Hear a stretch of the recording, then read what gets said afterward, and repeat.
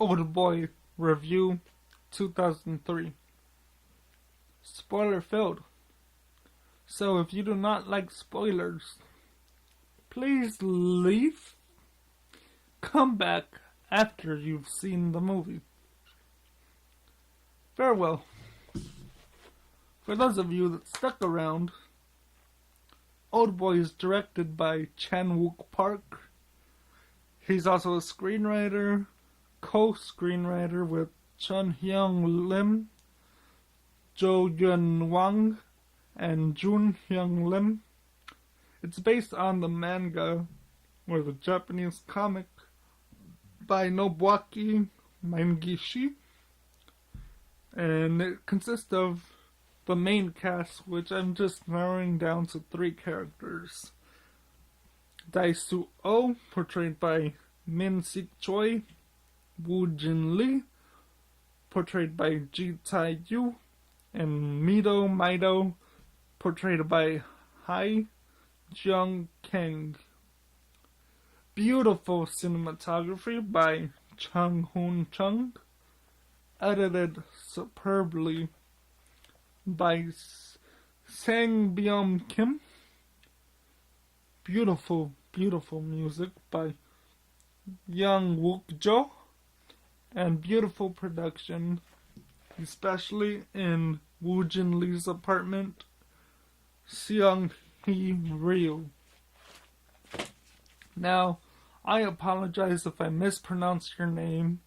I'm truly sorry, but I really consider your work on this film truly to be a blessing to have witnessed.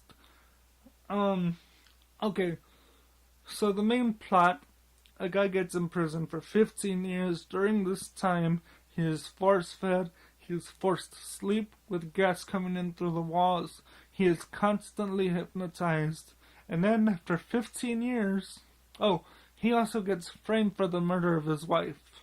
Then, he gets out. Then, these things happen. Then, he meets Woo Jin Lee.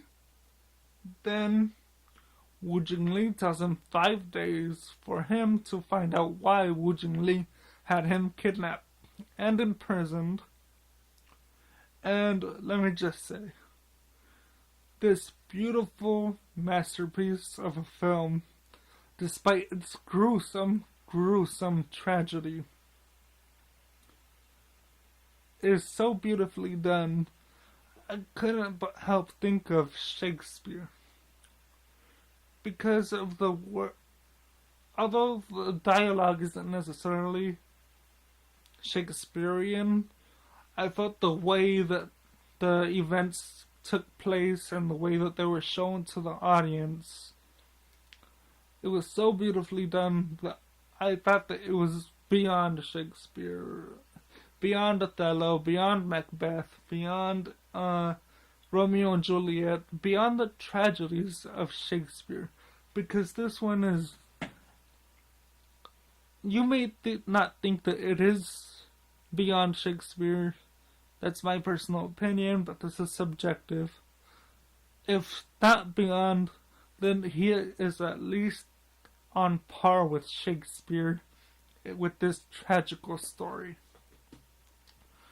As I mentioned, during his imprisonment, he was hypnotized.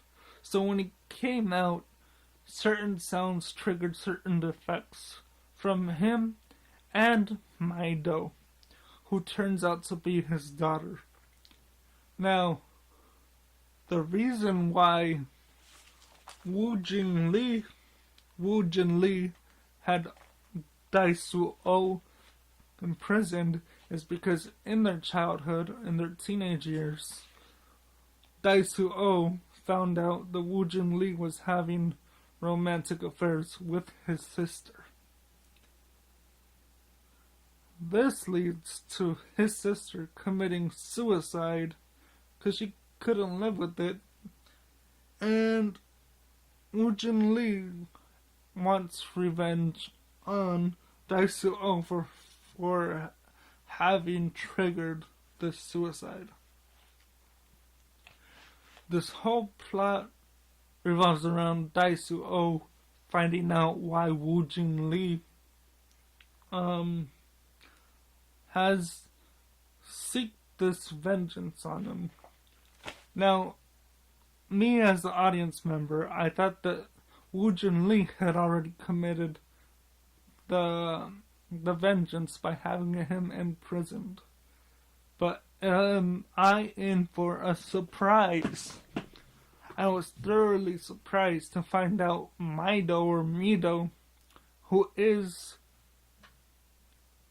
unbeknownst to me in the earlier stages, that she is his daughter, or the daughter of Daisuo, for you to understand what I'm talking about. She helps Daisuo trying to figure out why this man had him imprisoned. And then they fall in love with each other. And then they have sexual intercourse with each other as well. Not until the final climactic scene in Woo Jin Lee's apartment do you find out that Mido is Daisuo's daughter. Oh my goodness. I was so surprised. I was on the verge of my seat. I was reading the subtitles like crazy. And then the music, and then Mr. Han, and then Daisuo's seek of vengeance to kill him. But Woo Jin Lee is too smart for him to just kill him. He really planned this out, because Woo Jin Lee had the guy who imprisoned Daisuo with Mido, unbeknownst to Daisuo. That guy is not helping him. He's just waiting for a call from Woo Jin Lee to reveal certain pictures to Mido. And this is just brilliant in my opinion, because it's so tragical. Can you imagine missing your daughter's birthday because you're drunk? Your friend gets you out. Then you go in the telephone booth, make a phone call.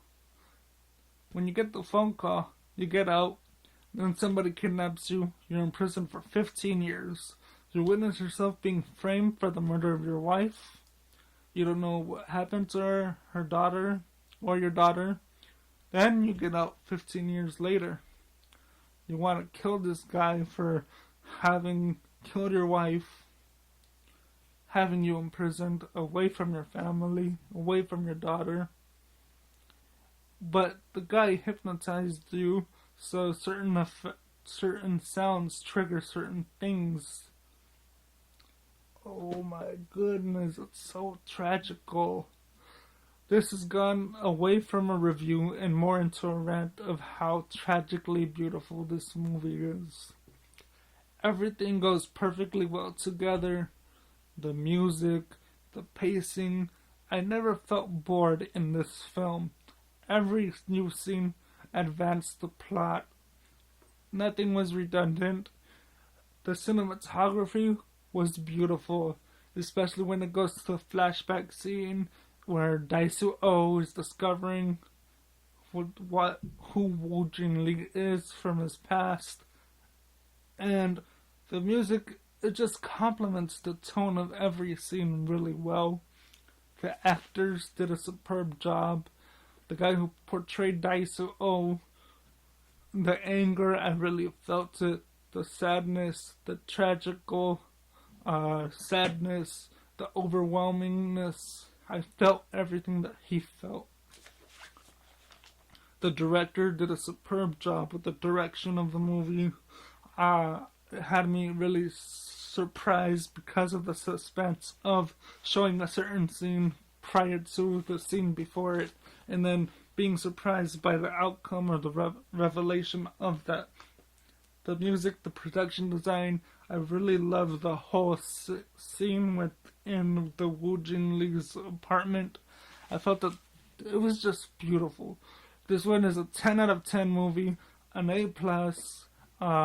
Roger and Ebert, 2 thumbs up. check it out if you haven't. And we'll be reviewing Spike Lee's joint reinterpretation of this movie, despite the fact that a lot of critics, such as John Campea with AMC Movie Talk, does not like it. He said he will not be doing a review of it, but I will be doing a review of it and comparing the 2003 to the 2013 version of Oldboy. And yeah, go check out the 2003 version if you haven't yet. Do not watch it if you're not expecting a tragedy. This is a really tragic movie. Yeah, I really love this movie, despite the tragicness of it. And peace till next time. Chillipino.